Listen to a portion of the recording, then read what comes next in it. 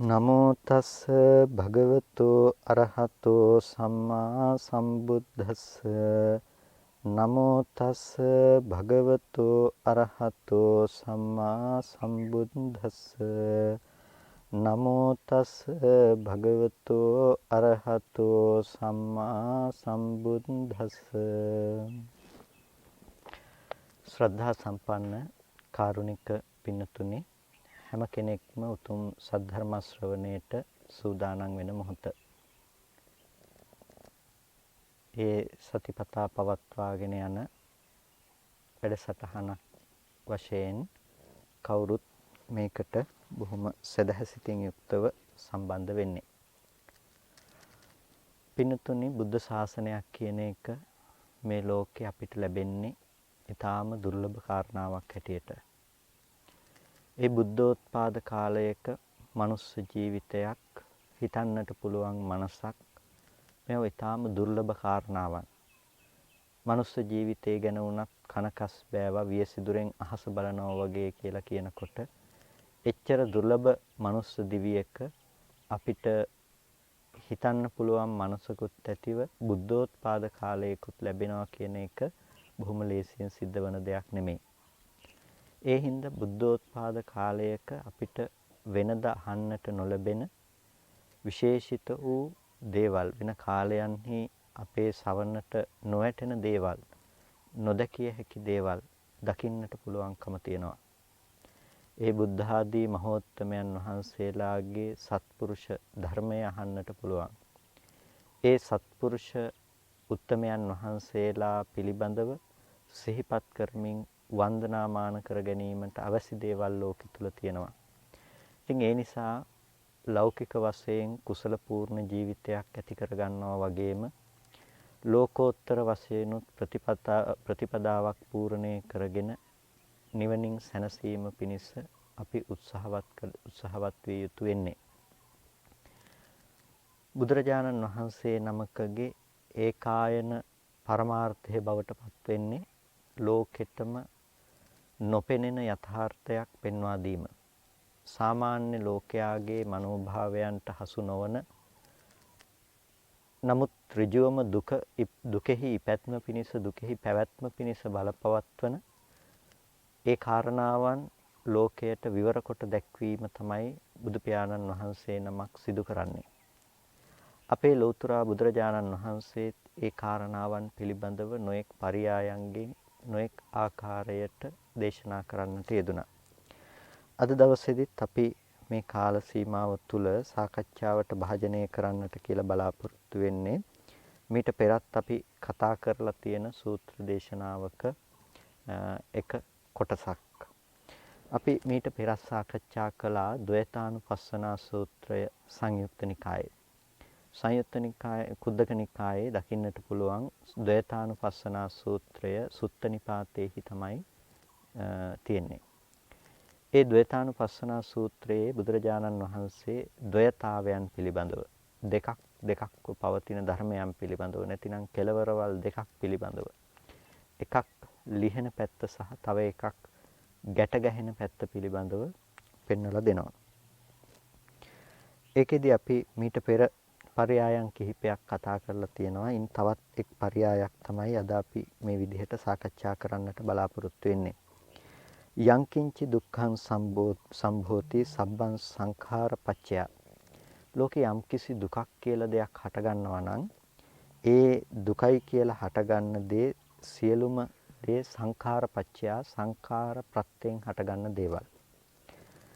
මෙන්න මේ සංඛාර ප්‍රත්‍යයෙන් දුක කියන දේ හටගන්නවයි කියන එක අයමේකානුපස්සනා මේක එක අනුපස්සනාවක්. සංඛාරානත්වේව අශේෂ විරාග නිරෝධා නත්ති දුක්ඛස්ස සම්භවෝ සංඛාරයාගේ නිර්වශේෂ නිරෝධයෙන් දුකෙහි සම්භවය නැවත හට ගැනීම කියන කාරණාව නැති කිරීමක් සිද්ධ වෙනවා. මේක තමයි දෙවෙනි අනුපස්සනාව. එතකොට යම් දුකක් හටගත්තා නම් ලෝකේ ඒ දුක හට ගැනීම කියන දේ සිද්ධ වුණේ සංඛාර ප්‍රත්‍යයෙන් යයි කියලා දැනගන්න දේත් ඒ වගේම සංඛාරයන්ගේ නිර්වශේෂ නිරෝධයෙන් ඒ දුකෙහි හට ගැනීමක් වෙන්නේ නැහැ කියලා දකින්න එකත් මෙන්න මේ කාරණා දෙකක් තියෙනවා. අනුපස්සනාවක් කියලා කියන්නේ නුවණින් මෙනෙහි කළ යුතු, නුවණින් අත්දැකිය යුතු, නුවණින් ප්‍රත්‍යක්ෂ කරගත යුතු දෙයක් තමයි අනුපස්සනාවක් කියලා කියන්නේ. එතකොට ඒක ප්‍රඥාව හා සංප්‍රයුක්තයි. කායේ කායානුපස්සනා කිව්වහම කයෙහි කය අනුව බලමින් වාසය කිරීම තමයි. හැබැයි අනුපස්සනාවක් වෙන්නේ එතනදී අනුපස්සති කියන වචනේ යෙදෙන්නේ ප්‍රඥාව හා සංප්‍රයුක්තව දකින අවස්ථාවකදී. ඒ කියන්නේ නුවණින් දකිනවා කියන තැනකදී. මේ ද්වේතානුපස්සනාව කියලා කියන්නේ කාරණා දෙකක පැවැත්ම පිළිබඳව නැතිනම් නොපැවැත්ම පිළිබඳව දකින දර්ශනයට කියනවා ඇති බව සහ නැති බව කියන කාරණා දෙක පිළිබඳව මානසිකාරය කිරීම නැතිනම් පවත්නා නුවණට කියනවා ද්වේතානුපස්සනාවක් කියලා. එතකොට සංස්කාර ධර්මයන් නිසා දුකෙහි හට ගැනීම, දුකෙහි ඇතිවීමත් සංස්කාරයන්ගේ නිර්වශේෂ නිරෝධයෙන් දුක කියන දේ නොහට ගැනීමත් හමු නොවීමත් මේක තමයි අනුපස්සනා දෙක. එතකොට ලෝකේ යංකින්චි දුක්ඛං සම්භවති යම්ම දුකක් හට ගන්නවා නම් ඒ හටගන්නා වූ දුක සබ්බං සංඛාරපච්චයා ඒ සියලුම දුක සංස්කාර ප්‍රත්‍යයෙන් හටගන්න දෙයක්. ඒ වගේම සංඛාරාණං නිරෝධේන නත්ති දුක්ඛස්ස සම්භවෝ සංස්කාර ධර්මයන්ගේ නිරෝධයෙන් ඒ දුකෙහි හට ගැනීමක් වන්නේ නැහැ. ඒතමාදීනවං ඤත්වා දුක්ඛං සංඛාරපච්චයා සබ්බ සංඛාර සමතා සංඥාය උපරෝධනා ඒවං දුක්ඛක්ඛයෝ හෝති ඒතඤ්ඤත්වා යථා තතං සම්මදස්සා වේදගුණෝ සම්මදඤ්ඤා පණ්ඩිතා සම්මදඤ්ඤාය පණ්ඩිතා අභිභුය්‍ය මාර සංයෝගං නාගච්ඡanti පුනබ්භවಂತಿ කියලා භාග්‍යතුන් වහන්සේ බොහොම ලස්සන ගාථා තුනකින් මේ කාරණාව පිළිබඳව පැහැදිලි කරලා දක්වනවා. මේ දුක පිළිබඳව දකින කෙනා සියලු සංස්කාර ප්‍රත්‍යයෙන් ඇයි හටගන්නේ කියලා දුක්ඛ ලක්ෂණය අවබෝධ කරගන්න කෙනා සබ්බ සංඛාර සමතා සංඥාය උපරෝධනා සියලු සංස්කාරයන්ගේ සමතෙන් සංඥාය උපරෝධනා සංඥාවගේ උපරෝධණයෙන් ඒ කියන්නේ සංඥාවගේ වැළැක්වීමෙන් සංඥාවගේ නැති කිරීමෙන් ඒවං දුක්ඛක්ඛයෝ හෝති ඒතං ඤත්වා යථා තතං අන්න ඒ විදිහට තමයි මේ දුක කියන දේ ක්ෂය කරන්නේ කුමක් නිසාද ඤත්වා යථා තතං යම්සේ පවතිනක් තියෙනවා නම් ඒ දේ එසේම අවිපරීත කොට මනවින් අවබෝධ කරගෙන ඒවන් දුක්ඛක්ඛයෝ හෝති දුකේ නැති කිරීම සිද්ධ කරනවා. සම්මද්දසා වේදගුණෝ සම්මදඤ්ඤාය පණ්ඩිතා ඒ සම්‍යක් දර්ශන ඇති සම්‍යක් ඥාන ඇති ඒ උත්තමයෝ අභිභුය්‍ය මාර සංයෝගං නාගච්ඡanti පුනබ්භවං ඒ මාර සංයෝගය මැඩපවත්තලා නාගච්ඡanti පුනබ්භවං පුනර්භවයේ පිණිස පැමිණීමක් සිද්ධ කරන්නේ නැහැ. එතකොට මේ කොට්ටහසේ තුල ලෝකේ යම් දුකක් පවතිනවා නම් ඒ දුක සබ්බං සංඛාරපච්චයා කියන තැනින් අපිට පෙන්වා දුන්නා.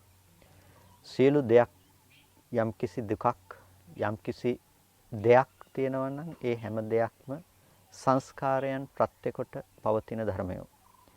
එතකොට එහෙම නැතිනම් ඒ හට ගැනීම කියන දේ සංස්කාර ප්‍රත්‍යයෙන් සිදුවන දෙයක්. සබ්බේ සත්තා ආහාරට්ඨිතිකා කියලා දේශනා කරන බුදුරජාණන් වහන්සේම සබ්බේ සත්තා සංඛාරට්ඨිතිකා කියලා දේශනා කරනවා.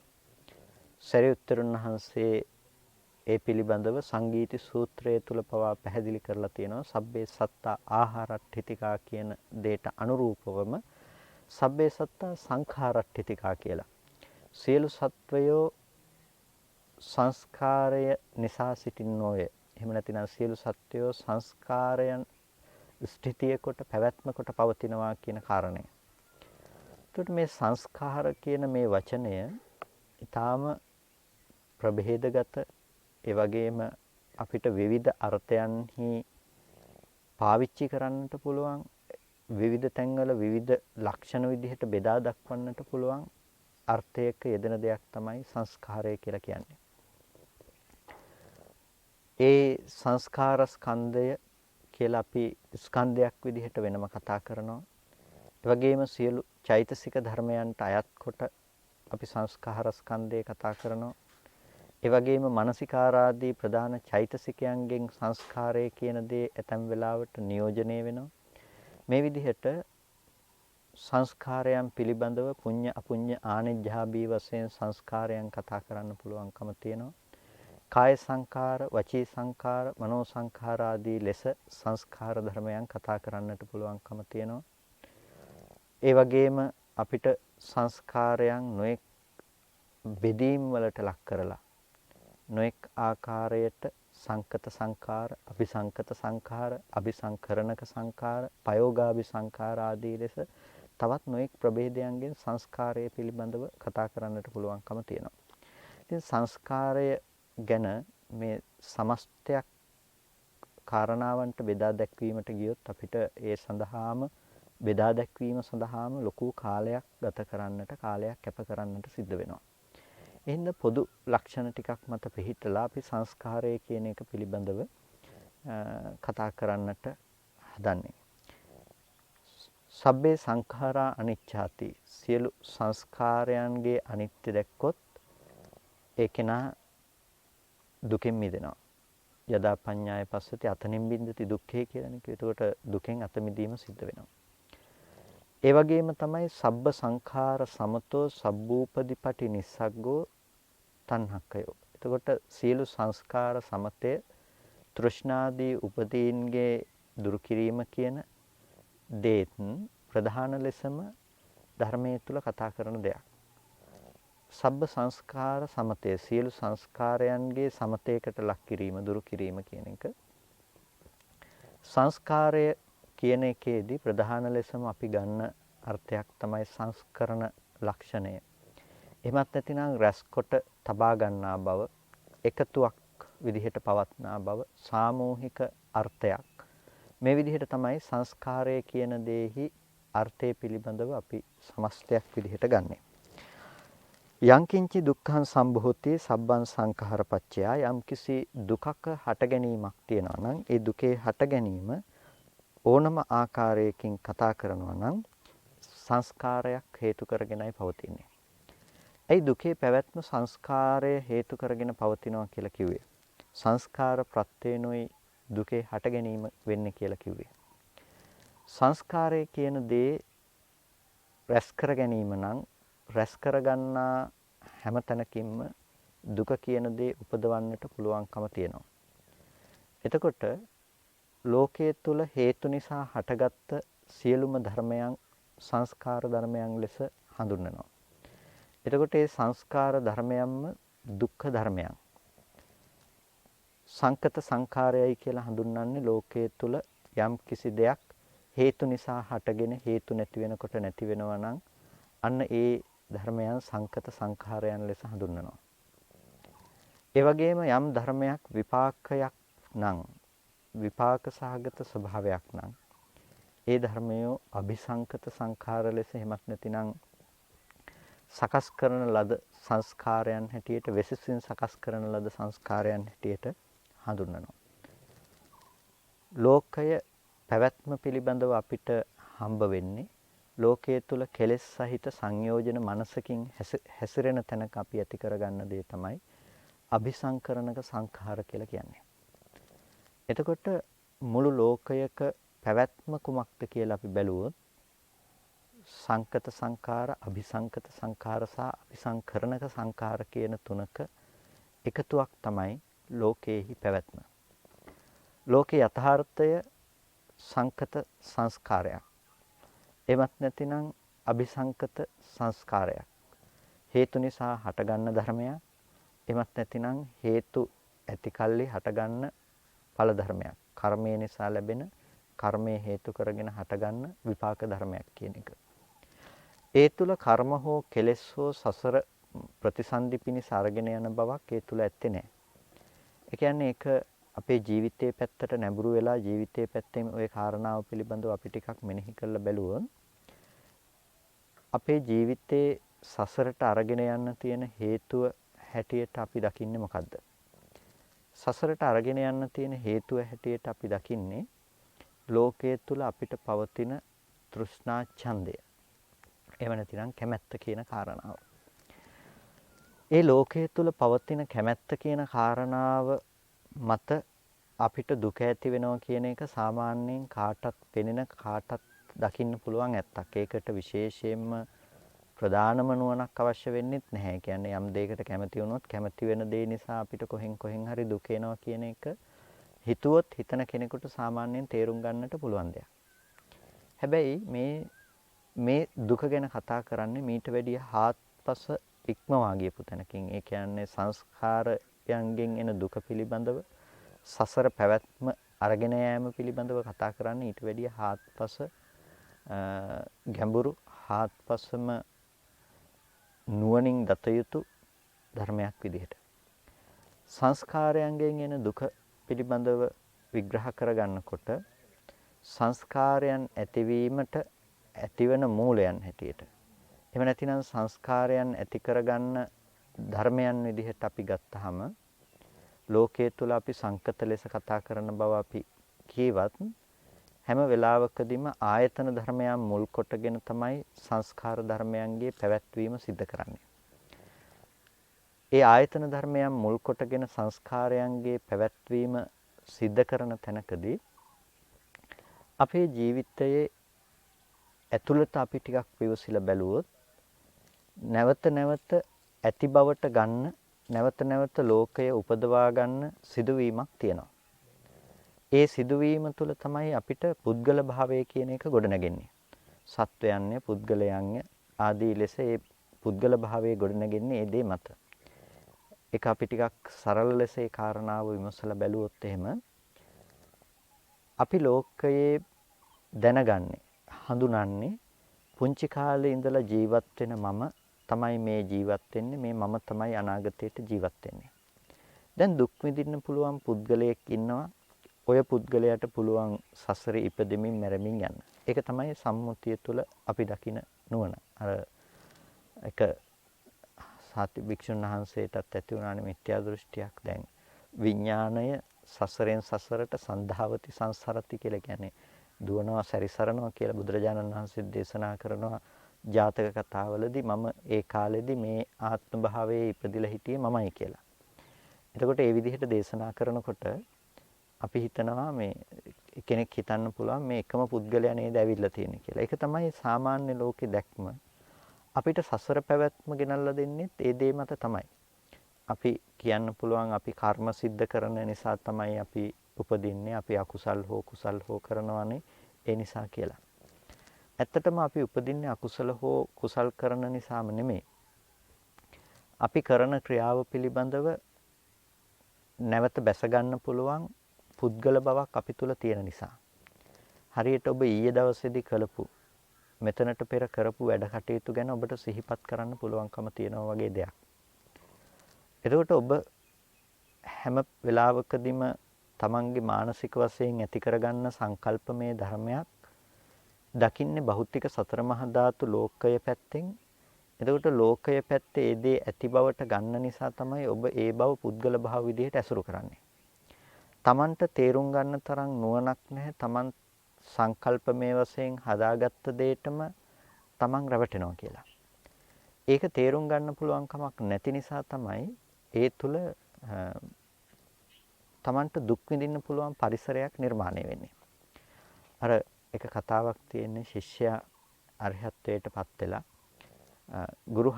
ගුරුවරයා අරිහත්ත්වයටපත් වෙලා නැහැ. ඉතින් මේ අවස්ථාවේදී ගෝල හාමුදුරුවන්ට හිතෙනවා මගේ ගුරු හාමුදුරුවෝ රහත්ද කියලා බලන්න. ගුරු හාමුදුරුවෝගේ හිත දිහා බලනකොට දකිනවා ගුරු හාමුදුරුවෝ අරිහත්ත්වයටපත් වෙලා නැහැ.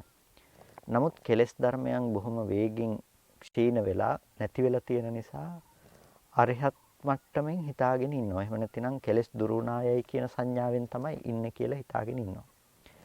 ඒ නිසා ශිෂ්‍ය හාමුදුරුවන්ට හිතෙනවා ගුරුවරයව සංවේගයකට පත් කරන්න කියලා. සංවේගයට පත් කරන්න කියලා හිතිලා දවසක් ගුරු හාමුදුරුව ළඟට ගිහිල්ලා වන්දනා කරලා මේ ස්වාමීනි ප්‍රශ්නයක් අහන්නට පුළුවන්ද කියලා අහනවා. ඊට පස්සේ පුළුවන් කියලා කියනවා. ඊට පස්සේ භාවනාව පිළිබඳව අහලා ස්වාමීනි ඇතෙක් මවන්නට පුළුවන්ද කියලා අහනවා. ඇතෙක් මවන්න පුළුවන්ද කියලා අහනකොට ගුරු හාමුදුරුවෝ කියනවා පුළුවන් කියලා. ඊට පස්සේ ගුරු හාමුදුරුවන් විසින් ඇතෙක් මවනවා. ඊට පස්සේ මේ ස්වාමීනි මේ ඇතා කන්තල ඔසවගෙන වලිගයේ ඔසවගෙන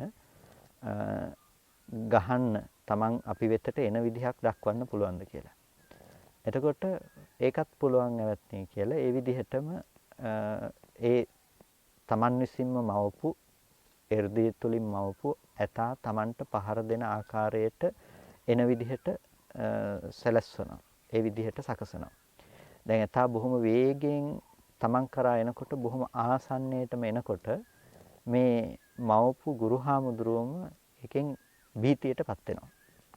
එතකොට මේ භීතියටපත් වෙනකොට ගුරුහාමුදුරු තේරුම් ගන්නවා රහතුන්ට කවදාවත් බයක් ඇති වෙන්නේ නැහැ. එහෙනම් මම භයටපත් වෙලා නැහැ කියලා. ශිෂ්‍යයත් කල යුතු දේ ගුරුවරයාට සිහිපත් කරලා දීලා වැඩම කරනවා.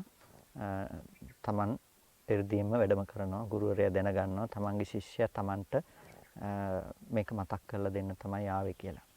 එතකොට මේ සිදුවීම තුළ මම කතා කරන්නට අවශ්‍ය වුණේ දැන් තමන්ම ඇති කරගත්ත සංකල්පමය වශයෙන් ඇති කරගත්ත දේ නැතිනම් තමන්ම මවපු දේ හැබැයි ඒක ඇතුලේ තමන්ම ජීවත් වීම නිසා තමන්ට බයටපත් වෙන්න හේතු ටික ඒ ඇතුලේ සකස් වෙලා තිබුණා. අපේ ලෝකයේත් ඒ විදිහටම තමයි. තමන් විසින්ම නිර්මාණය කරගත්ත දේ තුල තමන් විසින්ම සකසාගත්ත දේ තුල අපිට හොඳ නරක ආනිජ්‍ය ධර්මයන් ඒ කියන්නේ කුසල අකුසල ධර්මයන් ඒකට කියන අපි පුඤ්ඤාභි සංස්කාර අපුඤ්ඤාභි සංස්කාර ආනිජ්ජාභි සංස්කාර කියලා. ඒ සංස්කාරයන්ගේ පැවැත්ම අපිට දකින්න පුළුවන්කම තියෙනවා. එතකොට ඒ සංස්කාරයන්ට අනුව ඒ තැන ප්‍රතිසන්දි වශයෙන් බැස ගන්නට ප්‍රතිසන්දි වශයෙන් උපදින්නට පුළුවන්කමක් තියෙනවා. මේ පැවැත්ම සම්පූර්ණම ගෙන ආවේ නැතිනම් සසරේ පැවැත්ම කියන දේ තීරණය කළේ ඇත්තටම තමන් කළ දේටත් වඩා කරලා තියෙන දේටත් වඩා කරලා තියෙන දේ පිළිබඳව නැවත පුද්ගල භාව වශයෙන් ඇසුරු කරන බව නිසා. ඒ නිසා ලොකුම දේ තමයි අවිද්‍යාව කියලා කියන්නේ නොදන්නාකම කියලා කියන්නේ. සංස්කාර ධර්මයන්ගේ යථාර්ථය නොදන්නාකම නිසා සංස්කාරයන් ලෝකයේ තුල ඇත්තයි කියලා හිතාගත්තට පස්සේ ඒ ධර්මයන් නැවත නැවත ඇසුරු කරන්න පුළුවන්කම තියෙනවා. ඒ සංස්කාරයන්ගේ යථාර්ථය නොදන්නාකම නිසා සංස්කාරය සතර මහා ධාතුව පැත්තෙන් ප්‍රකට වෙනකොට ඔබ පුංචි කාලේ ඉඳලා හදාගත්ත දරුවෝ පුංචි කාලේ ඉඳලා ඔබත් එක්ක ඉන්න දෙමව්පියෝ ඒ වගේම ඔබේ වටපිටාව ඔබට දුක උපදවන්නට පුළුවන් පැති ගොඩක් දේවල් නිර්මාණය වෙනවා. ඒ නිර්මාණය වෙන්නේ සම්පූර්ණම අපිට හිතෙන්නට පුළුවන් බාහිර ලෝකයේ තුලයි කියලා. නෑ ලෝකයේ තුල සතර මහා ධාතුව නැමැති දේ මතට සංකල්පමය විදිහට හදාගත්ත දේ ඔබ චිත්‍රණය කරලා දකින දෙයක් ඒක. ඒ කියන්නේ Taman සංකල්පයක් විදිහට ඒ දේ මතට පතිත කරලා දකින දෙයක් ඒක. එතකොට ඒ හැම දේ තුලම ඔබට කරපු කියපු දේවල් හිස් වෙලා නැහැ.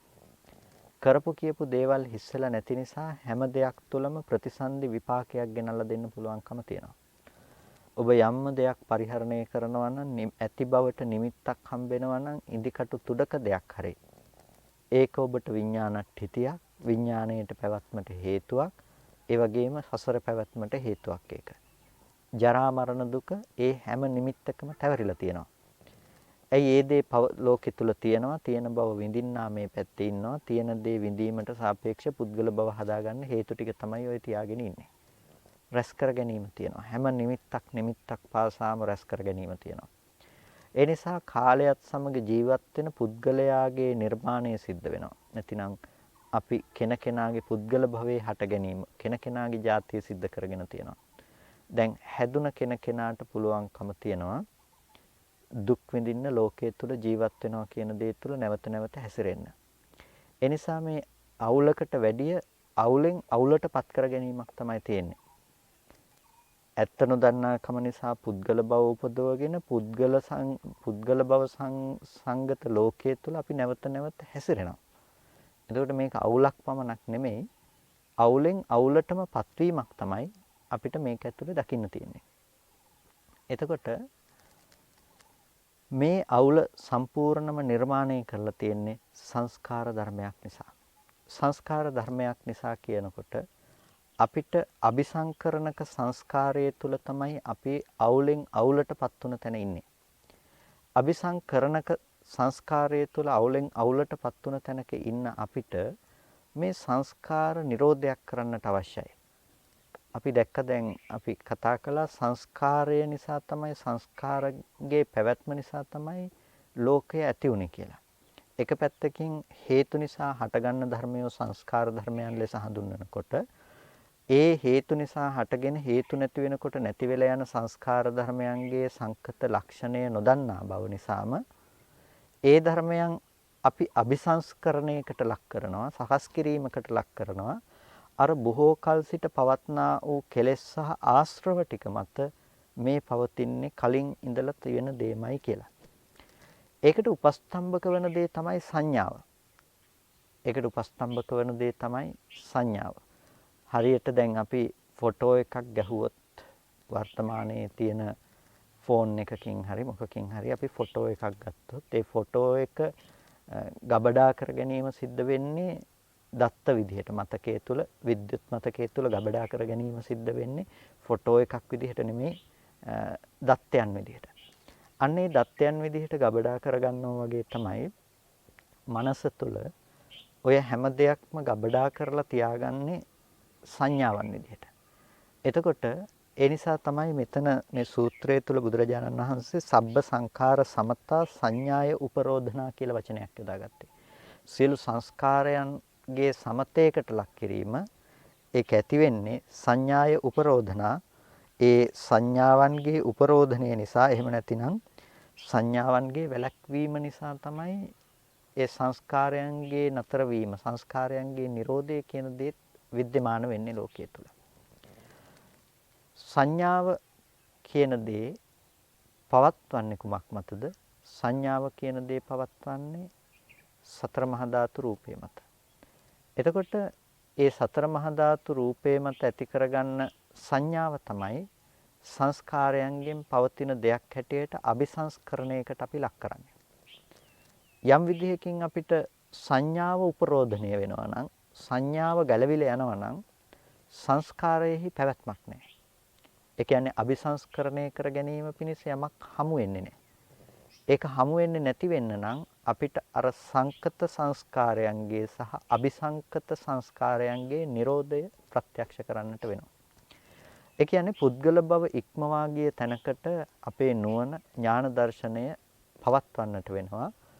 අபிසංස්කරණයක් නොකර ඉන්න නම්. අபிසංස්කරණයෙන් නැතිනම් නැවත සකස් කර ගැනීම කරන්නේ පුද්ගල භව උපදින විදිහට පුද්ගල භව තව තවත් වර්ධනය වෙන විදිහට.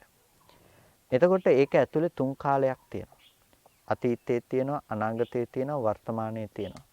තුන් කාලයක පැවැත්මක් තියෙනවා අபிසංස්කරණය තුළ. එතකොට ඒ අபிසංස්කරණය ඇති කරගන්නේ සංඥාවන් මත. අතීතයේදී දැකපු සංඥාවක් පිළිබඳව තමයි අපි නැවතත් ඒ දෙයමයි තියෙන්නේ කියලා විනිශ්චයකටපත් වෙන්නේ. අතීතේ තිබුණ දේ වෙනස් වෙලා කියලා ඇති කරගන්නේ සංඥා විපරීත භාවයක් මත.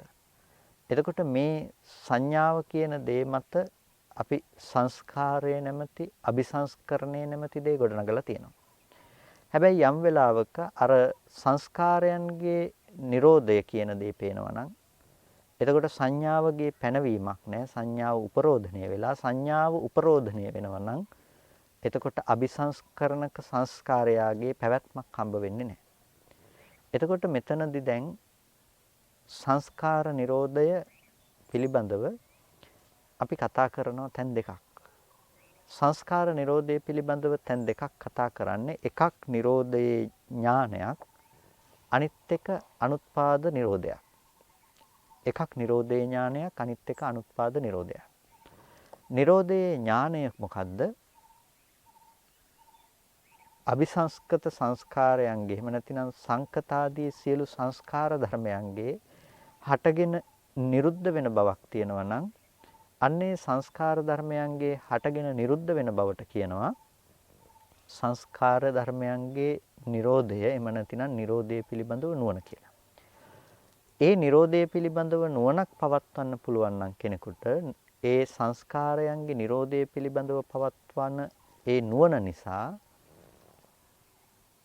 අනිකුත් සංස්කාරයන්ගේ ඒ කියන්නේ ලෝකය පිළිබඳව ඇති කරගන්න සංස්කාර පුඤ්ඤාභි සංස්කාර අපුඤ්ඤාභි සංස්කාර ආනිජ්ජාභි සංස්කාර එතකොට කාය සංකාර වචී සංකාර මනෝ සංකාර ආදී මේ ධර්මයන් අනුත්පාද සංඛ්‍යාත නිරෝධයකට යනවා. ඒ කියන්නේ ඒක නැවත උපදින්නේ නැහැ.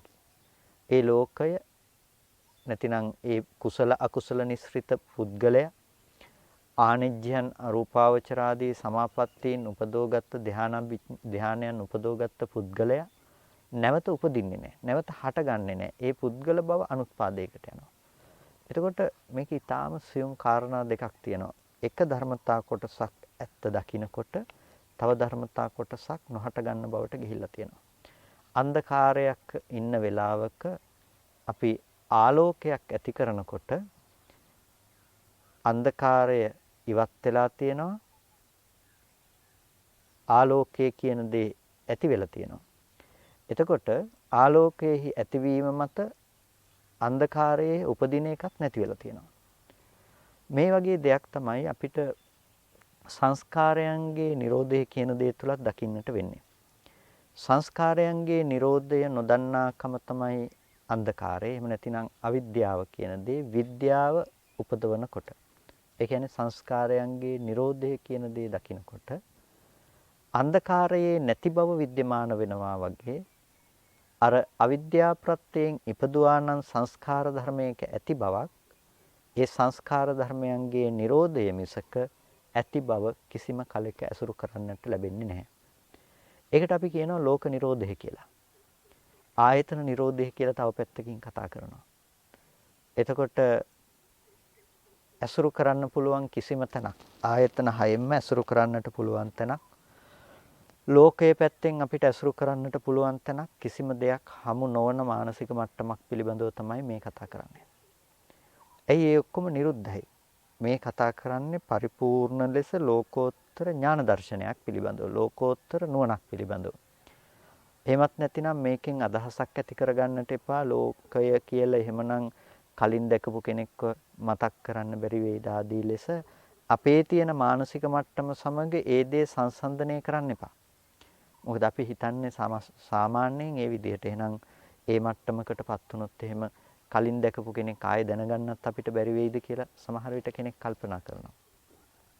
එහෙම මට්ටමක් පිළිබඳව නෙමෙයි මේ කතා කරන්නේ. ලෝකෝත්තර ඥාන දර්ශනයක් පිළිබඳව, ලෝකෝත්තර නිරෝධයක් පිළිබඳව කලින් දැක්ක බවටත් පුද්ගල බවක් උපදින්නේ නැත්නම් කලින් දැකපු කෙනෙක් ගැන කතා කරන්න තැනක් ඇත්තේ නැහැ. හැබැයි දැනගැනීම කියන ක්‍රියාවලිය සිද්ධ වෙලා තියෙනවා. දැනගන්න දේ සතර මහා ධාතු රූපේ තුල අතීතේ තිබුණා හෝ අනාගතයට තියනවා හෝ වර්තමානයේ තුල පවතිනවායි කියලා ගන්න මෝඩකම ඇත්තේ නැහැ. මෝඩකම ඇත්තේ නැති නිසා තමන්ගේ පැත්තේ උපද්දගත් ධර්මය ලෝකයේ පැත්තේ පවතින දෙයක් හැටියට ඇසුරු වෙන්නේ නැහැ. ලෝකයේ තුල පවතින දෙයක් විදිහට ඇසුරු වෙන්නේ නැහැ කියලා කියන්නේ විපරිණාම වන ධර්ම හමුවේදී නොසෙල්වෙන මනසක් ඔහුට තියෙනවා. වෙනස් වෙන ධර්ම හමුවේදී නොසෙල්වෙන මනසක්. ඒක තමයි අවශ්‍ය දේ. මිනිස්සුන්ගේ සිත් සතන් හැම වෙලාවකදීම ලෝකේ වෙනස් වෙනකොට වෙනස් වෙනවා. වෙනස් වෙන සිත් සතන් වලට තමයි දුක කියන දේ හැමදාම උරුම වෙලා යන්නේ. ලෝකයේහි වෙනස් වෙනකොට දුක ඇති වෙන එක. ಗುಣ කියපු කෙනෙක් අගුණ කියනකොට. ඒ වගේම කැමැත්තෙන් හිටපු දෙයක් නැති වෙලා යනකොට. කැමැත්තෙන් හිටපු දෙයක් වෙනස් වෙනකොට. අපි විඳපු දෙයක් නැති වෙලා යනකොට. ඒ වගේම බලාපොරොත්තු වෙන දෙයක් නොලැබී යනකොට. අපිට ලෝකේ දුක කියන දේ උපදිනවා. එතකොට දුක ඉපදීම සඳහා අපි හිතුවට බාහිර වස්තුවයි අපිට සම්පූර්ණ හේතුනේ කියලා. ඇත්තටම මූලිකම හේතුව තමයි මුලටම ගියොත් අපි දුක කියන දේ ඇති වෙන්න හේතුව අපිට ලෝකයක් ඇසුරු කරන්නට ලැබීම කියන දේ. හැබැයි ලෝකය කියන දේ අපිට උපදින්න නැත්නම් උපදින්න නැති ලෝකයේ තුල දුකක් කියන දෙයක් කොහෙන්වත් එන්න පුළුවන් කමක් නැත්තේ නැහැ. ඒ නිසා තමයි ඒක මනවින් දුක් ගෙවීමට යන ප්‍රතිපදාවක් කියලා කියන්නේ. මනවින් දුක නැති කරන්නට පුළුවන් තැනක් කියලා කියන්නේ ඒ නිසා. ධර්මයේ තුල ප්‍රතිපදාව තුල මේ මනවින් දුක් ගෙවීමට යන්නට අවශ්‍යයි. ප්‍රතිපදාව කෙනෙක් සාර්ථකව වඩන්න පටන් ගන්නවා නම් ඒ සාර්ථකව වඩන්න පටන් ගන්න කෙනාට දුකෙහි නිවීම කියන දේ ටිකෙන් ටික ප්‍රත්‍යක්ෂ වෙන්නට ඕනේ. හරියට අර උපමාවෙන් පෙන්නනවා වගේ. කියන්නේ වෑයක මිට යමක් සහිනකොට වෑයේ මිට ගෙවෙනවා. එතකොට කාලයක් පාවිච්චි කරන මේ වෑමිට කාලයාගේ ඇවෑමෙන් ටිකෙන් ටික ගෙවීමට යනවා. හැබැයි මේ ගෙවීමට යන වෑමිට දිහා බලලා අපිට කියන්න බෑ අද මෙච්චරක් ගෙවුණා, හෙට මෙච්චරක් ගෙවෙයි, ඊයේ තමයි මෙච්චරක් ගෙවිලා තියෙන්නේ, ඊට කලින් දවසේ මෙච්චරක් ගෙවුණා. අපිට මේ ටික පෙන්වන්න බෑ. හැබැයි කාලයක් පාවිච්චි වෙනකොට කාලය සමග ගෙවීමට ගිහිල්ලා තියෙනවා. ඒ වගේ තමයි මේ ධර්මයක් නැතිනම් දර්ශනයක් එහෙමත් නැතිනම් මේ ප්‍රතිපදාවත්. ප්‍රතිපදාව තුළ හැසිරෙනකොට ඤෙය්‍ය පුද්ගලයෙකුට එකපාරම දුකේ ගෙවීමක් කියන දෙයක් හම්බ වෙන්නේ නැහැ. නමුත් එකපාර දුකේ ගෙවීමක් හම්බ වෙන්නේ නැති වුණාට ක්‍රමක්‍රමයෙන් හරියට අර වෑමිට ගෙවුණා වගේ. දවසින් දවස පෙන්වන්න බැරි වෙයි. හැබැයි අර පුද්ගල භව වශයෙන් බැසගෙන තියෙන කෙලෙස් සහිත ලෝකය ක්‍රමක්‍රමයෙන් වෙනස් වෙන බව ඔහුට ප්‍රත්‍යක්ෂ කරගන්න පුළුවන්කම තියෙනවා. එතකොට මේ පුද්ගල භව මත වෙනද ඇති කරගත්ත දරත සහිත අකුසලයන් දැන් නූපදින බව Tamanටම ප්‍රකට කරගන්න පුළුවන්කම තියෙනවා. ඒක මේ ප්‍රතිපදාව තුළ අත්විඳිය හැකි, දැකිය හැකි, මේ ජීවිතයේ තුලම සාන්දෘෂ්ටිකව ලද හැකි ඵලයක් පිළිබඳව අපිට අනුමාන කරගන්නට තියෙන තැනක්. ඒක සිද්ධ වෙලා තියෙන්නේ නිකන් මොකකින් හරි අර හුලම් පුරවපු බැලුම් බෝලයක් වතුර යට ඔබාගෙන ඉන්නවා වගේ ඇති කරගත්ත තැනක නෙමෙයි. ඒක අපි සිද්ධ කරගෙන තියෙන්නේ ඊටාම ප්‍රායෝගිකව මේ ප්‍රතිපදාවක් තුළ හැසිරීමයි. එතකොට අපිට ඒ තුළ තිබිලා තියෙනවා පිරිසිඳ දකින්නට දෙයක්. අපිට පෙනෙන තැනට වඩා පෙනෙන දෙයට ඔබෙන් හිත පවත්තලා පෙනෙන දෙයට වඩා එහා ගියපු තැනකින් අපි අපේ සිහිනුවන පවත්තලා තියෙනවා. ඒ සිහිනුවන ඒ තැනක පවත්වපු නිසා තමයි අපිට පුළුවන්කම ලැබුණේ අපිට වැරදි සහගත තැන තිබුණු සංඥා මනසිකාරයන් ඉක්මවා යන්න. ඒ වැරදි සහගත තැන තිබුණු සංඥා මනසිකාරයන් ඉක්මවනකොටම යථාර්ථයේ පිළිබඳව අපේ මනස පිහිටා සිටිනවා. යථාර්ථයේ පිළිබඳව මනස පිහිටා සිටිනවා කියලා කියන්නේ යථාර්ථය නම් Nirodhe පමණයි. ඒ කියන්නේ හටගත්ත ධර්මයන් ඉතුරු නැතුව නිරුද්ධ වෙන බව විතරයි. හටගත්ත ධර්මයන් ඉතුරු නැතුව නිරුද්ධ වෙන තැනක අම්මා තාත්තා, ගෙවල් දොරවල්, යාන වාහන, මම හෝ මගේ හෝ දේවල් ඇත්තේ නැහැ. එතකොට ඒ අතීත වුණ, විගත වුණ, නිරුද්ධ වුණ දේවල් අරඹයා මම නැති වුණා කියලා අපි මැරෙන්න යන්නේ නැහැ. මගේ අය නැති වුණා කියලා අපි අඬන්න වැළපෙන්න යන්නේ නැහැ. එතකොට මෙච්චර හොඳට හිටපු කෙනෙක් දැන් මෙහෙම උනේ කියලා අඬන්න වැළපෙන්න යන්නේ නැහැ. ඇයි?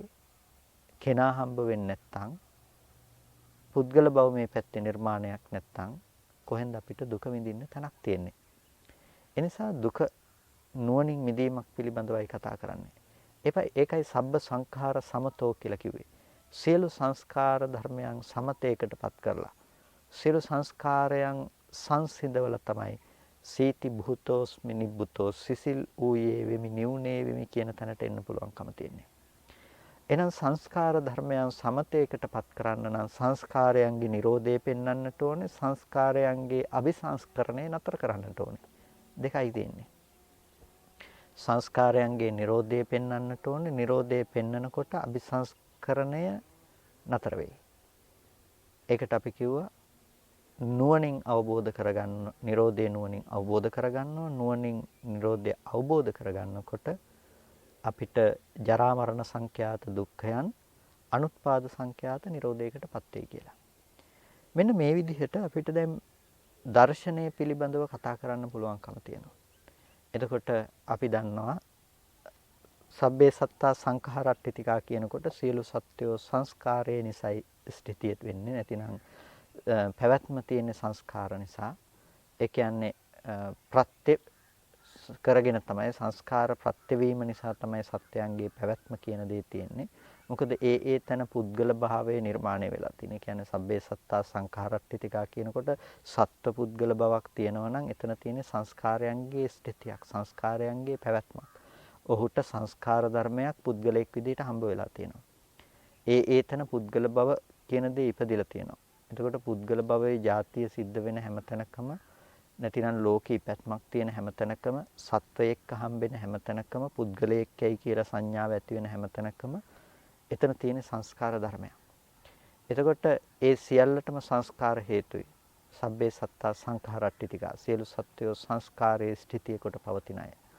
ඒ දේ රැස් කර ගැනීම ස්ථිතිය කොට පවතින අය. විපාක වශයෙන් හරි කර්ම වශයෙන් හරි ඒක තමයි ස්ථිතිය කොට පවතින්නේ. එහෙනම් ලෝකෙන් මිදෙන්නට අවශ්‍ය කෙනෙකුට අර ධර්මයේ පිරිසිදු දකින්නට සිද්ධ වෙනවා. ඒකට කියනවා සංඛාර සමතේ කියලා. සංස්කාර සමතේ කියලා කියන්නේ අපිට අතීතෙදි හටගත්ත සංස්කාර දැන් සමතේකටපත් කරන්න පුළුවන් කමක් නැත්තේ නෑ. අනාගතයට නූපදිනු තාම හටගත්තේ නැති සංස්කාරයන් දැන් සමතේකටපත් කරන්න පුළුවන් කමකුත් නැහැ. හැබැයි අපිට පුළුවන් වර්තමානයේ තුල පවත්නා සංස්කාරයන් සමතේකටපත් කරන්න. ඒ සංස්කාරයන් සමතේකටපත් කරන්න නම් අපිට ඒ සංස්කාරය පිහිටලා පේන දේ අයින් කරන්නට ඕනේ. හරියට මේ වර්තමානයේ තුල අපි සිද්ධ කරන සංස්කාර සමතය යම්කිසි ආලෝකයක් වගේ දෙයක්. ආලෝකයක් පේන්නේ යම්කිසි වස්තුවක් මතට පතිත වීම තුළ පමණයි. එහෙම නැතිනම් අපිට ආලෝකයක් දකින්න පුළුවන් කමක් නැත්තේ නැහැ. යම්කිසි දෙයක් මතට පතිත වීම මත පෙනෙන ආලෝකය වගේ තමයි සංස්කාරයේහි ස්වභාවය. සංස්කාරයේ අபிසංස්කරණයක් අපිට ලෝකේ හමු වෙන්නෙම යම්කිසි දෙයක් මතට පතිත වීමෙන්. රූප වේදනා සංඥා සංස්කාර කියන මේ අபிසංකත ධර්මයන් පිළිබඳව සංකත හා අபிසංකත ධර්මයන් පිළිබඳව පතිත වීම මත තමයි අපිට සත්පුද්ගල සංඛ්‍යාත මේ සංයුත්තේ ලෝකයේ හම්බ වෙන්නේ. එහෙනම් අපි මේ පතිත වෙන්න දෙන්නේ නැතුව හිටියොත් නැතිනම් මේ ආලෝකය වැටෙන්න තැනක් නැති කළොත් අපිට මේ ආලෝකය පේන්නේ නැහැ.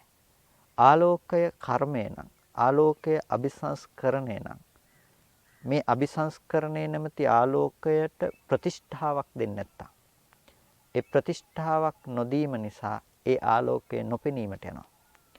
අන්න ඒකට තමයි කියන්නේ ප්‍රතිෂ්ඨා රහිත තැනක් කියලා. අපපතිට්ඨිත විඥාන කියලා කියනවා. නොපිහිටියා වූ විඥානයක් තියෙනවා යාට. එතකොට ඒ අපපතිට්ඨිත විඥානයක් තියෙන කෙනාට ඒ විඥානයේ ස්ථිතියක් වෙලා නැහැ. විඥානයේ පැවැත්මක් වෙලා නැහැ. ඇයි ඒ විඥාණයට පිහිටා සිටින්න තැනක් නැහැ. රූපේ නිරුද්ධයි. නිරෝධයේ පමණයි ඇසුරු වෙලා තියෙන්නේ. වැඩිවීමකට යන්නේ නැහැ එතනින්. වැඩිවීමකට නොයන්නේ එයාට සංස්කාරයන්ගේ නිරෝධය දැක්ක නිසා සංස්කාරයන් සමතේකට ලක් කළ නිසා සංස්කාරයන් සමතේකට ලක් කරාම සංඥා උපදවන්න තැනක් නැහැ. සංඥා උපදවන්න තැනක් නැති වෙනකොට සංඥා උපරෝධනය නිසා සංස්කාරයන්ගේ අනුත්පාදයේ සිද්ධ වෙනවා. එතකොට මෙන්න මේ විදිහට තමයි දුකෙහි නැති කිරීම සිද්ධ වෙන්නේ.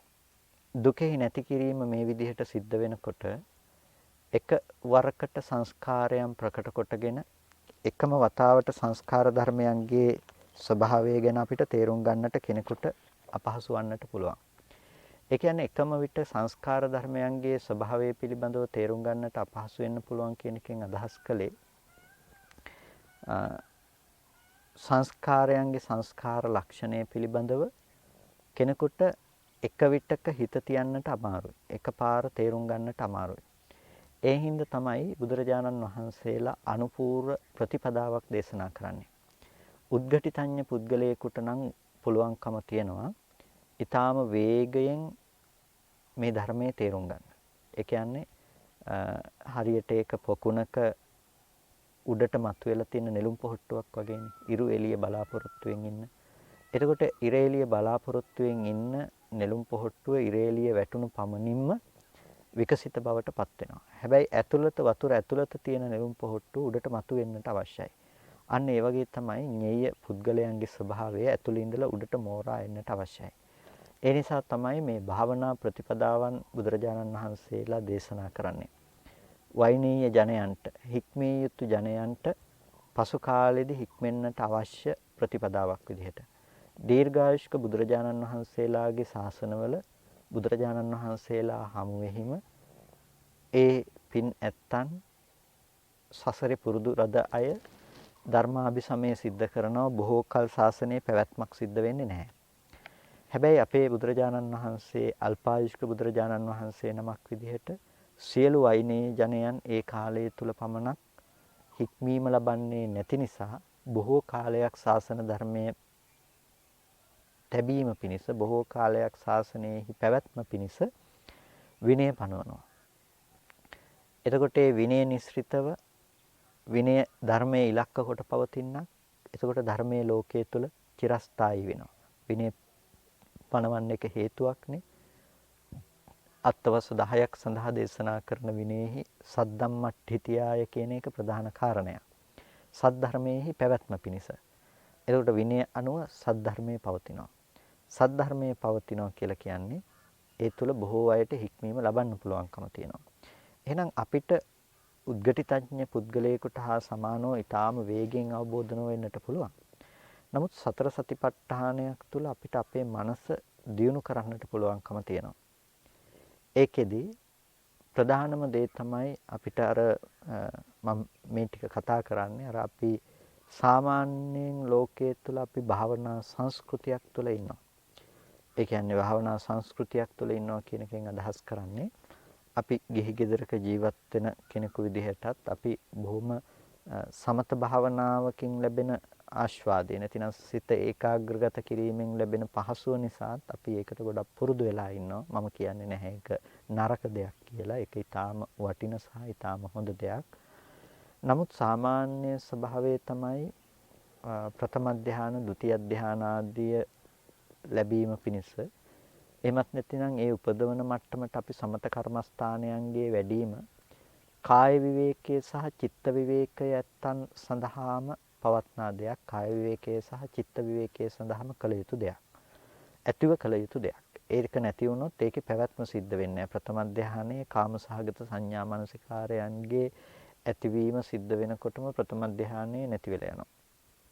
ඊට පස්සේ විවිච්ඡේව කාමේහි විවිච්ඡ අකුසලේහි ධම්මේහි කියලා කිව්වේ අකුසලයන්ගෙන් වෙන්ව කාමයන්ගෙන් වෙන්ව කියලා. නමුත් අකුසල ධර්මයන් වැඩියෙන් ආසේවණය වෙන්න ගත්තාම කාමසහගත සංඥාවන් හැසිරෙන්න පටන් ගන්නකොටම ප්‍රථම ධානයෙන් සෙලවී යන මට්ටමකට එනවා. ඒකට සාමාන්‍යයෙන් ගෘහාශ්‍රිත ජීවිතයක් තුළ ඉන්න කෙනෙකුට ඒ කාරණාව යම් පමණකට අපහසු වෙන්නට පුළුවන්. ඒ සමතය මුල් කරගෙන ඒ මට්ටමට ගිහිල්ලා ධර්මාභිසමයක් සිද්ධ කරන්න. ඒ නිසා තමයි බුදුරජාණන් වහන්සේ ඒ සමතේම මුල් කරගන්න නැතුව බොහෝ වෙලාවට ගෘහාශ්‍රිතව ඉන්න පින්නතුන්ට දේශනා කරලා තියෙනවා සතර සතිපට්ඨානය අනුව හිත හික්මව ගන්නට අවශ්‍ය ක්‍රමවේදය. අකුසලයන්ගේ පරියුට්ඨාන මට්ටම නැති කර ගැනීම සඳහා සතර සතිපට්ඨානය භාවිත කරන්නේ කොහොමද කියන එක. දැන් එයාට ළඟ දර්ශනයක් තියෙනවා. දර්ශනය සාක්ෂාත් කිරීම පිණිස එයා උත්සාහවත් වෙනවා. ඉස්සෙල්ලාම එයාට මේ ලෝකය කියලා හමුවන තැන, කියන්නේ ඇසුරු වෙන මේ මනෝභාවය බොරු කරගන්නට ඕනේ. ඒ මනෝභාවය බොරු කර ගැනීම සඳහා තමයි එයාට බුදුරජාණන් වහන්සේ මුලින්ම කායානුපස්සනාව දේශනා කරන්නේ. රූපේ තමයි පිරිසිඳ දැක්ක යුතු මූලිකම දේ. ඒකෙන් කියන්නේ නාම ධර්මතා ටික පිරිසිඳ දකින්න බෑ හෝ එපා හෝ කියන එක නෙමෙයි. නාමය පිරිසිඳ දකින්න ගියත් අද පිරිසිඳ දකින්න වෙන්නේ රූපේ නිසා. මොකද අපි රූපය අනුව ගිහිල්ලා රූපය අනුව ජීවත් වෙන අය. රූපය අනුව ගිය කාම භූමියේ සත්‍යයන් හැටියට රූපය තමයි පිරිසිඳ දැක්ක යුතු තැන. ඒ නිසා තමයි කායानुපස්සනාව මුලට පෙන්වන්නේ. ඒ වගේම රූපස්කන්ධයෙන් තමයි අද මිදිය යුත්තේ. අනාගාමි ඵලයේ උපදවන්නට පුළුවන්කම තියෙන අනාගාමි වෙන්න කෙනෙක් රූපයෙන් මිදුණට පස්සේ ආය රූපය ඇසුරු කරගෙන කාමයන් පවත්තන මේ භූමියට නැවත එන්න සුදුසු නැහැ. ඒක න ආගාමීනේ අනාගාමී කියලා කියන්නේ යා නැවත රූපයක් යාට හමු නොවන නිසා එන්න සුදුසු නොවන මට්ටමකටපත් වෙලා. එතකොට රූපේ පිරිසිඳ දැකීම කියන දේ ප්‍රධානම දේ. එතකොට රූපේ තමයි අද සත්පුද්ගල ආත්ම සංකල්පයන්ගෙන් අපි වැඩි වශයෙන් ඇසුරු කරන්නේ. ඒක ආයතන 10කින් අපි ඒ ඇසුරු කිරීම සිද්ධ කරනවා. ඒ කියන්නේ චක්කායතන, රූපායතන, ආධ්‍යාත්මික ආයතන සහ බාහිර ආයතන විදිහට ඇස කන නාසය දිව ශරීරය කියන මේ ආයතන ටිකෙන් බාහිර ආයතන සමග මේ ආයතන ටික සම්පූර්ණම අපි රූපේ තමයි ඇසුරු කරන්නේ. ඒකට අනිත් ආයතන දෙක මන ආයතනය සහ ධම්මායතනය ප්‍රකට වෙලා තියෙන්නෙම අනිත් ආයතන ටිකෙන් ගන්න අරමුණුත් එක්ක. නැත්තම් අනිත් ආයතන ටික ඇසුරු කරගෙන තමයි මේ ආයතන දෙකේ පැවැත්ම අද සිද්ධ කරලා තියෙන්නේ. ඒ නිසා මේ ටික ඔක්කොම මිශ්‍රණයක් තියෙන්නේ. ඒ හින්දා රූපය පිරිසිඳ දකින්න යනකොට අපි රූපය විතරක් වෙන් කරගත්තට පස්සේ අර නාම ධර්මතා ටික වෙන්වීම නිකම්ම සිද්ධ වෙනවා. ඒකට තමයි අපිට ඉස්සෙල්ලාම අවශ්‍ය වෙන්නේ මේ පුද්ගල බව පිරිසිඳ දකින්න. කායානුපස්සනාවකදී කරන්නේ ඒ දේ. කායානුපස්සනාවක් කරනකොට රූපය කියන දේ ප්‍රකට වෙනවා. රූපය කියන දේ ප්‍රකට වෙනවා කියන එකෙන් අදහස් කරන්නේ රූපේහි ඇති අනාත්ම ලක්ෂණය රූපී ස්වභාවය ප්‍රකට කරගන්න පුළුවන් වෙනවා. රූපේහි ඇති රූපී ස්වභාවය ප්‍රකට කරගන්නකොට රූපේ පිළිබඳව සත්පුද්ගල සංඥාවන් තිබුණා නම් ඒ සත්පුද්ගල සංඥාවන්ට පැවැත්මට තැන තමයි එකෙන් නැති වෙලා යන්නේ ටිකෙන් ටික.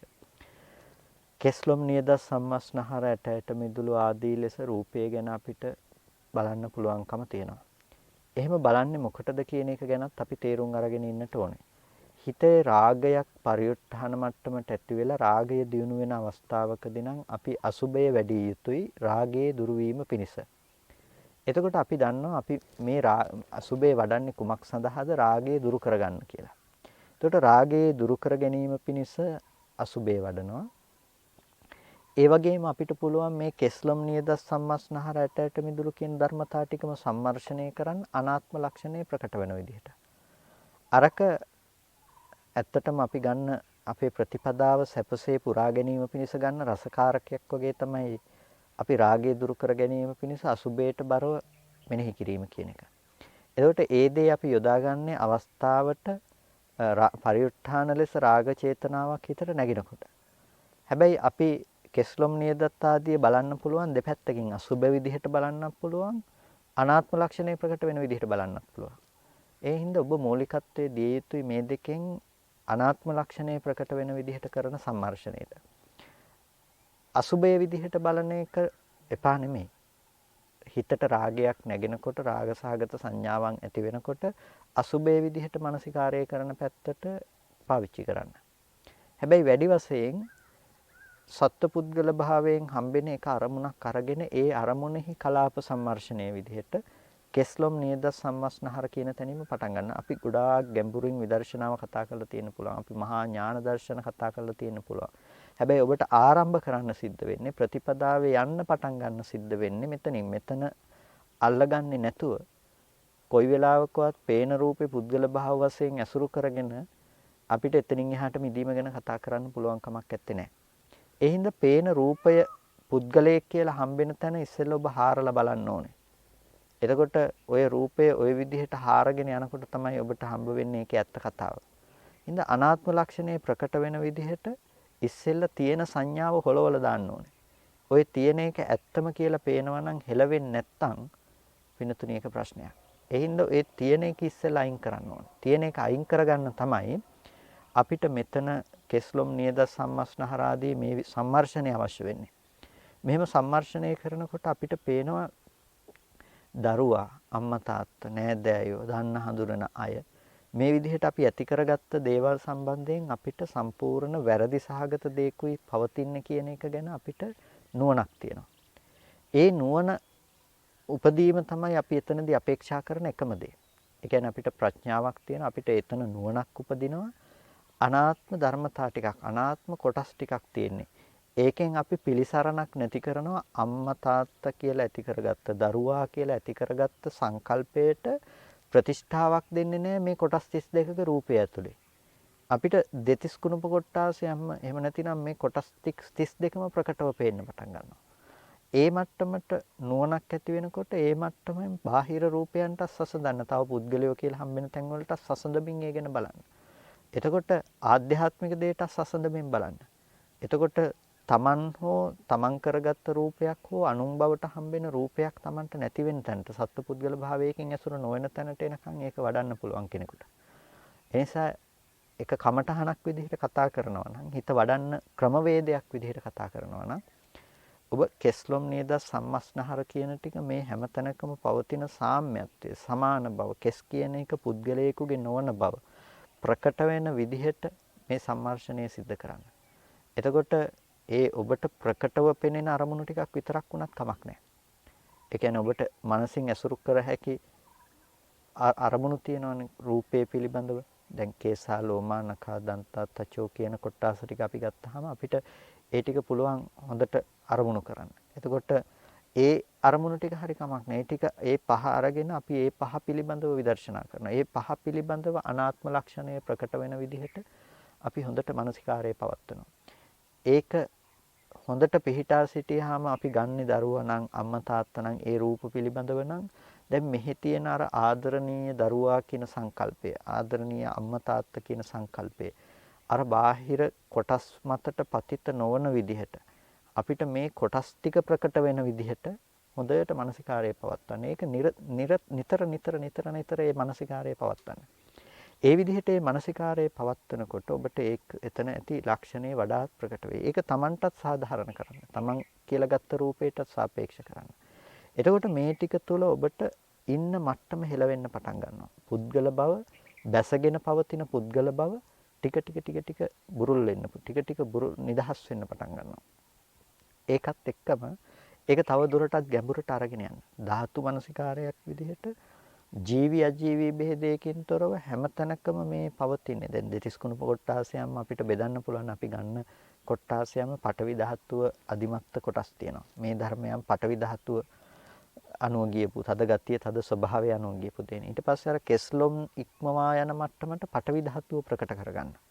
එතකොට පඨවි ධාතුව ප්‍රකට කරගන්නකොට ජීවි අජීවි බෙහෙදයකින් තොරව හැමතැනකම ධාත්වර්තයට ධාතු ස්වභාවයට හිත තියන්න. ඒ ධාත්වර්තයට හිත තියනකොට ඒක ආධ්‍යාත්මික රූපේ සහ බාහිර රූපේට සසඳමින් ධාතු මාත්‍රයක් කියන තැනට හිත තියන්න.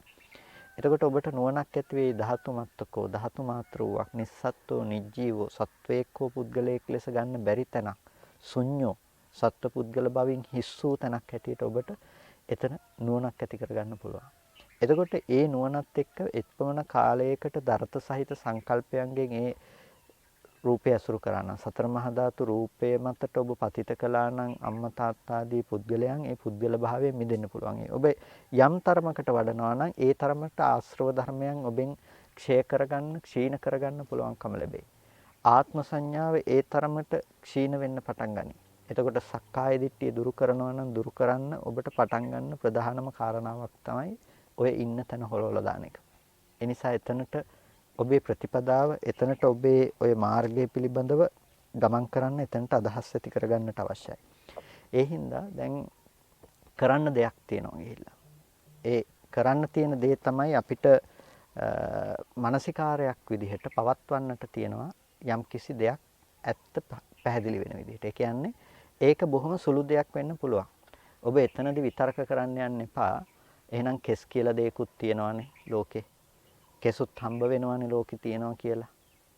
හම්බ වෙනවනේ එහෙනම් ලෝකෙ තුල කියලා එතනදී ඒක විතරක කරන්න යන්න එපා. මෙතනදී මේක බලන්නේ යම්කිසි අර්ථයක් සඳහා. ඒ නුවණ උපදිනකන් ඒක පාවිච්චි කරන්න. ඒ නුවණ උපදව ගන්න ඊට පස්සේ. ඒ නුවණ ඊට පස්සේ භාවිත කරන්න අර තැන දක්වා. ඒකට ඔබට රූපේ පිරිසිදු දකින්න තැනට, රූපේ ඇත්ත දකින්න තැනට යනකම් ක්‍රමක්‍රමයෙන් යන්න පුළුවන්. ඒ විදිහට රූපේ ඇත්ත දකින්න තැනට ඒ විදිහට ඔබ ක්‍රමක්‍රමයෙන් යනකොට ඔබට පුළුවන් ඒහා සමගාවීම ඔබට නාම ධර්මතා ටික ප්‍රත්‍යක්ෂ වෙනවා. රූපය මේ විදිහ අනාත්ම ලක්ෂණයක් නම් එහෙනම් ඒ අනුව නාම ධර්මතා ටික මත නේද ලෝකේ හදලා තියෙන්නේ කියලා. මම ඒකෙදි නාම ධර්මතා ටික 100%ක් හටගෙන නිරුද්ධ වෙන ස්කන්ධ මාත්‍රික ධර්මය හැටියට පිරිසිදු නොදකින්න පුළුවන්. හැබැයි ඒකට අවශ්‍ය පදනම අපිට සකස් කරගන්න මූලිකම අධීර තුල අපි පිළිහිටලා තියෙනවා. ඉස්සෙල්ලම අපිට සිද්ධ වෙන්න ඕනේ නාම රූප පරිච්ඡේදයක්. නාම රූප දෙක වෙන්න දැකීමක් අපිට සිද්ධ වෙන්නට ඕනේ. ඒ හින්දා නාම රූප දෙකෙහි වෙන්න දැකීමට අවශ්‍ය මූලික පදනම තමයි මේ තුලදී සිද්ධ වෙන්නේ. ඔබ උත්සාහවත් විය යුත්තේත් ඔබ කටයුතු කළ යුතු වෙන්නේ ඒ සඳහාමයි. එතකොට අන්න ඒ විදිහට කටයුතු කරනකොට තමයි ඔබට යම් වෙලාවක ධාතු මාත්‍රික වූ රූපය හටගෙන නිරුද්ධ වෙන දෙයක් හැටියට දකින්න පුළුවන් සංස්කාර සමතේකටපත් කරන්න පුළුවන් කියන තැනටපත් වෙන්නේ. දැන් අපි දර්ශනීය සහිතව න්යාවේ දැන් අපිට අවශ්‍ය උනේ සංස්කාර සමතයක් දකින්න. සංස්කාර සමතයක් දකින්න අපි ආපු ගමනේදී අපි මේ විදිහට මානසිකාරයේ වර්ධනය කරගෙන ආවා. එතකොට සතර මහා ධාතුව පිරිසිදු දකින්න මට්ටමකට එනකොට අපිට පේනවා සතර මහා ධාතු රූපය ඇසුරු කරගත් උපාදාය රූපයන්ගේ හටගෙන නිරුද්ධ වෙන බව පේනවා. ඒ හටගෙන නිරුද්ධ වෙන බව පේනකොටම අර ඒ දේ මත හදාගත්ත සංකල්පමය දේවල් සංකල්පමය ලෝකේ පතිත කරන්න තැනක් නැතු වෙනවා. තව විදිහකින් කිව්වොත් මාතෘකාවට අදාළව සංකත අபிසංකත සංස්කාරයන් පිරිසිඳ දැකීම තුළ අபிසංකරණක සංස්කාරයන්හි පැවැත්මක් අපිට හම්බ වෙන්නේ නැති වෙනවා. එතකොට අපිට අපි අර දර්ශනයක් කතා කළා නම් ඒ දර්ශනයට අපි ක්‍රමානුකූලව ඇවිල්ලා තියෙනවා. අපි ඉන්න මට්ටමේ ඉඳලා ඉන්න මානසික මට්ටමේ ඉඳලා ක්‍රමානුකූලව අපි ගිහිල්ලා තියෙනවා. ඒ නිසා මේ විදිහට අපිට ප්‍රතිපදාව පිළිබඳව කතා කරන්නට පුළුවන්. ඔබ අප්‍රමාදීව මේ ධර්ම ප්‍රතිපදාව පූර්ණේ කරගන්නට කියලා ඔබ කාටත් සිහිපත් කරනවා. හොඳයි එහෙනම් කවුරුත් කල්පනා කරගන්න අද දවසේදී සද්ධර්ම ශ්‍රවණය කරලා යෝනිසෝ මනසිකාරාදී පවත්තලා බොහොම වටිනා කුසලයක් හැමදිනම සිද්ධ කරගන්නට යෙදුනේ. මේ සිද්ධ කරගත්ත සියලු කුසල ධර්මයෝ අපි මේ වෙලාවේදී අනුමෝදන් කළ යුතු අයට අනුමෝදන් කරමු. පළමුවෙන් අපට අර්ථයෙන් ධර්මයෙන් අනුශාසනා කළ අපේ ධර්මාචාර්ය අවසරයි මාංකඩවල සුදස්සන ස්වාමීන් වහන්සේට, අවසරයි මාංකඩවල නන්දරතන ස්වාමීන් වහන්සේට, ස්වාමීන් වහන්සේලා දිනමටම උතුම් නිවනින් සැනසීම පිණිස මේ සීල කුසලයෝ හේතු පාරමිතාවක්ම වේවා කියලා ප්‍රාර්ථනා කරනවා. ඒ වගේම සීල දෙවියෝ මේ පින් සතුටින් සාදුනාදීන් අනුමෝදන් වනු ලබත්තා. මේ ස්ථාන අධිග්‍රහිත ආදී සියලු දේවගණ සමූහයාට මේ පින් උතුම් නිවනින් සැනසීම පිණිසම හේතු පාරමිතාවක්ම වේවා කියලා සාදු කියලා දෙවියන්ට පින් දෙන්න. ඒ වගේම ඔබ සෑම සියලු දෙනා නමින්ම මිය පරලෝකීය සියලුම ඥාතීන් සිහිපත් කරගන්න. ඒ ඥාතීන් දුකක සිටිනන් දුකෙන් අත මිදේවා, සැපක සිටිනන් ඒ සැපතවත් වඩා වර්ධනය කරගනීවා. ඥාතීන්ට අමා මහ නිවනින් සැනසීම පිණිස මේ කුසලයෝ හේතු පාරමිතාවක්ම වේවා කියලා සාදු කියලා ඥාතීන්ටත් පින් අනුමෝදන් කරන්න. ඒ වගේම අද දවසේදී මේ ධර්ම දේශනාව පැවැත්වීම සඳහා අවශ්‍ය කටයුතු සම්පාදනය කරන්නට අවවාද අනුශාසනා ලබා දුන්න සම්බෝධි විහාරයේ එංගලන්තේ සම්බෝධි විහාරයේ විහාරාධිකාරී අවසරයි මඩුගල්ලේ මහානාම අපේ ස්වාමීන්ද්‍රයන්න් වහන්සේට අපි විශේෂයෙන් පුණ්‍ය අනුමෝදනා කරනවා.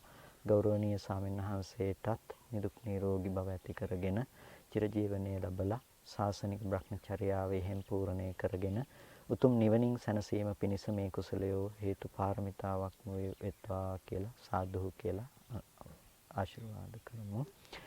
ඒ වගේම මේ කුසලය මේ විදිහට සිද්ධ කර ගැනීම සඳහා ඒ සහ සම්බන්ධ වන ඔබ සියලු දෙනාටත් කටයුතු සම්පාදනය සඳහා ඒ අවශ්‍ය කටයුතු සූදානම් කරපු සියලු දෙනාටත් අපේ ඩොන් මහත්මයා, ඒ වගේම මధుරිකාම්ම, ඒ වගේම කසුන් මහත්මයා මේ කටයුත්ත සඳහා තාක්ෂණික සහාය පැත්තෙන් ශක්තියක් ලබා දෙන්නේ. අනුරාධක්කා ඇතුළු ඒ පවුලේ සියලුම දෙනාට, ඒ වගේම අපේ ආරණ්‍ය සේනාසනයේ සුඛිත පොඩි හාමුදුරන් වහන්සේටත් අපි විශේෂයෙන් පුණ්‍ය අනුමෝදනා කරනවා. ඒ වගේම මේ සියලු කටයුතු සඳහා බොහොම සත්පුරුෂව තමන්ගේ දායකත්වය ලබා දෙන ඒ අපේ ඕස්ට්‍රේලියාවේ ඒ සියලුම කල්යාණ මිත්‍රයින්ට, ඒ සියලුම පින්වත් පිරිසටත් අපි විශේෂයෙන් පුණ්‍ය අනුමෝදනා කරනවා. ඒ එංගලන්තයේ සිටින ඔබ සෑම සියලු දෙනාටත්, ඕස්ට්‍රේලියාවේ සිටින ඔබ පින්වත් සෑම සියලු දෙනාටමත් අපි නිදුක් නිරෝගී සුවපත් භාවයේ චිරජීවනයේ කායික මානසික සැනසෙල්ල ඇති කරගෙන අමා මහ නිවනින් සැනසීම පිණිසම මේ සියලු කුසලයෝ හේතු පාරමිතාවක්ම වේවා කියලා සාදු කියලා ප්‍රාර්ථනා කරගන්න. හැම දිනාටම තෙරුවන් සරණයි.